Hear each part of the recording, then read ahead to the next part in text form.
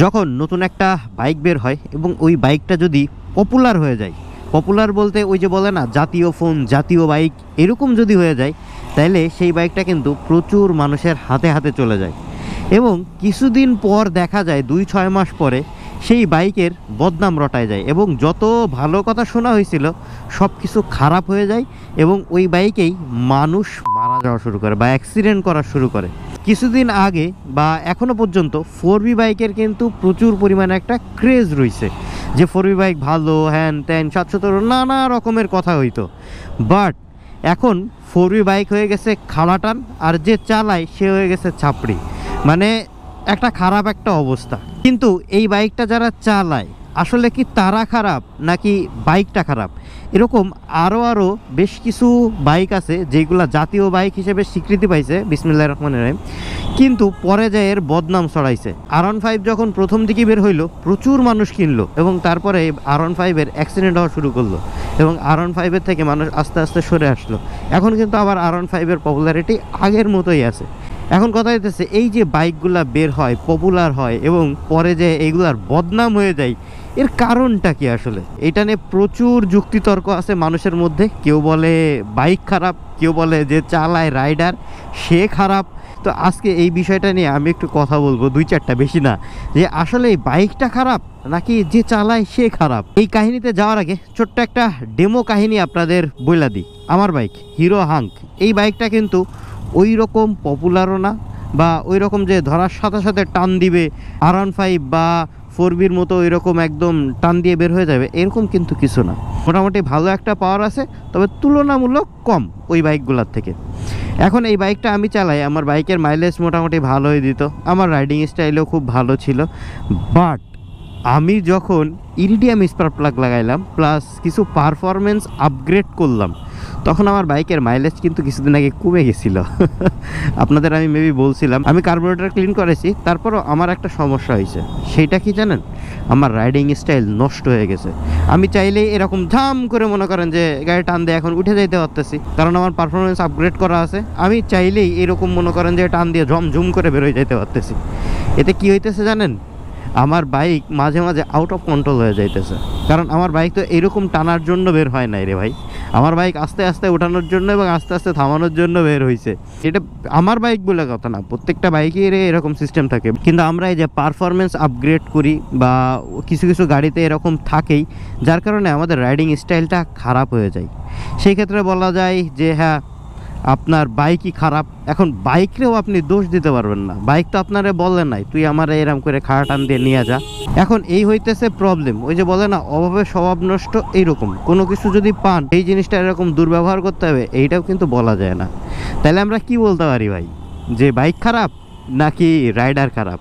কথা হইতেছে দুইটাই ভালো। এখন আপনি এইটারে কিভাবে চালাবেন সেইটাই হইতেছে বড় বিষয়। অনেক ভদ্র রাইডার দেখছি আমি 4V চালাই, তারা অনেক ভালোভাবে বাইক চালায় এবং তারা ওইরকম কখনো অ্যাক্সিডেন্টও করে নাই।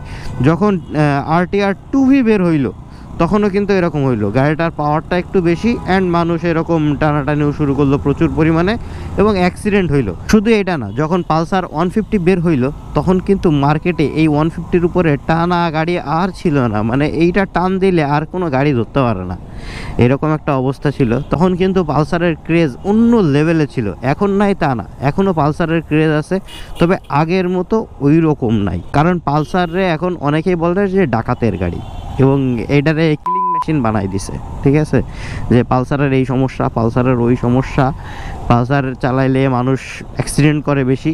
তো এই জিনিসগুলো আসলে কিন্তু অনেকাংশে রাইডারের উপরে নির্ভর করে যে আপনি আপনার বাইকটা কিভাবে রাইড করতেছেন। এখন আপনি দোষ দিবেন কাকে, বাইকারকে নাকি বাইককে? আমি বলবো ভাই কারোরই দোষ না।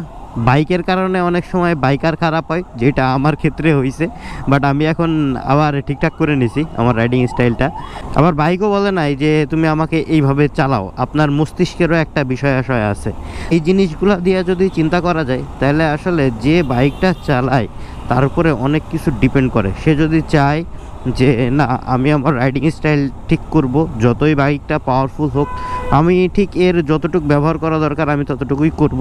আর কোম্পানিরও উচিত যে বাইকগুলো বের করা এই বাইকগুলো একটু ওভার পাওয়ার না করা। যেগুলো 4V হলুদ মিটারের প্রথম দিকে বের হয়েছিল সেই বাইকগুলো কিন্তু প্রায় 140-45 পার হয়ে যাইতো। ইভেন কিছু কিছু বাইক পাওয়া গেছে 150+ স্পিড দিছে, কিন্তু ওই রকম কন্ট্রোলিং সিস্টেম ছিল না। প্রথম দিকে কিন্তু 4B সিঙ্গেল ডিস্ক বের হয়েছিল, পরে মনে হয় ডাবল ডিস্ক করছে, পরে ABS করছে সামনের চাকায়, অ্যান্ড এখন ডাবল ABS পাওয়া যায়। তো এই জিনিসগুলো আসলে আপগ্রেড করতে সময় লাগে। পালসার কিন্তু এখন আর ওই রকম অ্যাক্সিডেন্ট করে না, কারণ মানুষ শিখেও গেছে। এখন R15 ও তাদের braking system, controlling system upgrade করার পরে এখন সেই বাইকগুলোও ঠিক হয়ে গেছে। আশা করি এরকম বাইক যেগুলো বের হবে এটা চলতেই থাকবে ভাই। কোনো বাইক যদি ওভার পাওয়ার বের হয় তাইলে সেই বাইকে অ্যাক্সিডেন্ট করবে মানুষজন। অনেক সময় হয় কি যে হ্যাঁ পপুলারিটি বেশি পাইছে, পপুলারিটি বেশি পাওয়ার কারণে অধিকাংশ মানুষ সেই বাইকটাই চালায়। যেরকম ধরেন 10টা বাইক আছে, তার মধ্যে এত পপুলারিটি পাইছে যে 5টাই সেই বাইক, তো অ্যাক্সিডেন্ট করলে সেই বাইকগুলাই তো বেশি দেখাবে, তাই না? দেখা গেল অ্যাক্সিডেন্ট করছে 5টা, 3টায় ওই বাইক। তো যার কারণে মানুষগুলার এরকম ভ্রান্ত ধারণা থাকে। কথা হলো যেই বাইক বেশি সেল হবে, মানুষের হাতে হাতে বেশি বেশি যাবে, সেই বাইক হয়তো বা অ্যাক্সিডেন্টও বেশি হবে, কারণ বেশি মানুষের হাতে গেছে এবং বেশি মানুষ চালাইতেছে, তো অ্যাক্সিডেন্টের ভাগ তো সেইটাই বেশি হবে। যেরকম আপনাদের নর্মালি একটা কথা বলি যে বাইক আর গাড়ির অ্যাক্সিডেন্ট নিয়ে মাঝে মাঝে তুলনা করা হয়, যে বাইকে প্রচুর পরিমাণে অ্যাক্সিডেন্ট হয় বাংলাদেশে। আপনি যদি ইঞ্জিন চালিত ভেহিকেলের সংখ্যা বের করেন তাহলে দেখবেন 50-70% হচ্ছে আপনার এই বাইক।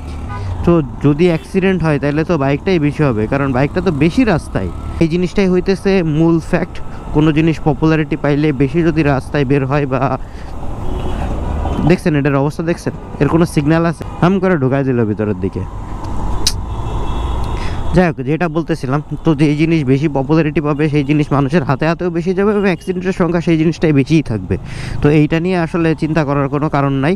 আপনি কি বাইক কিনবেন সেইটা আপনার উপরে নির্ভর করবে, এবং আপনি বাইকটা কিভাবে চালাবেন সেটাও আপনার উপরেই নির্ভর করবে।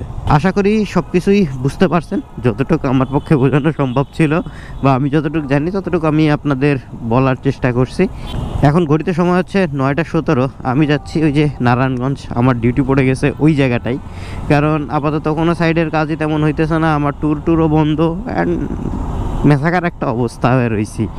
যাই হোক, এই ভিডিওটা আর বড় করব না, এই ভিডিওটা এই জায়গায় শেষ করে দিচ্ছি। এই ভিডিও সম্পর্কে যদি কারোর কোনো মতামত থাকে বা কেউ যদি কোনো বিষয়ে জানতে চান, অবশ্যই একটা কমেন্ট করবেন, আমি চেষ্টা করব তার উত্তর দেওয়ার। যদি ভিডিওটা ভালো লাগে থাকে তাহলে অবশ্যই একটা লাইক দিয়ে দিবেন। এমন ভিডিও আরও দেখতে চাইলে আমার ফেসবুক পেজটা ফলো করতে পারেন, ইউটিউব চ্যানেলটা সাবস্ক্রাইব করতে পারেন। আর যতদিন না নতুন একটা ভিডিও আসতেছে বা ভ্লগ আসতেছে, ততদিন সবাই থাকবেন ভালো, সবাই থাকবেন সুস্থ, দোয়া করবেন আমার জন্য।